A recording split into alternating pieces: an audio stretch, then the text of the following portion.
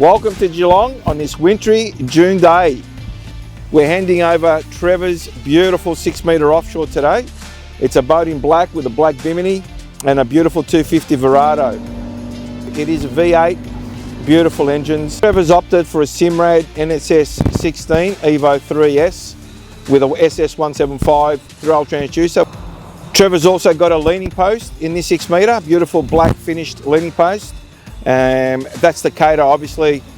Pretty sure it's for his dad. He wants his dad to come game fishing with him. Full set of snapper racks and bait board.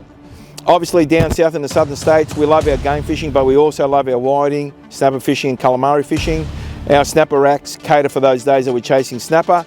But Trevor's come to us wanting something bigger, more substantial, to be able to go offshore, long range, chase those tuna, those sharks, and the marlin on the east coast. Congratulations to Trevor.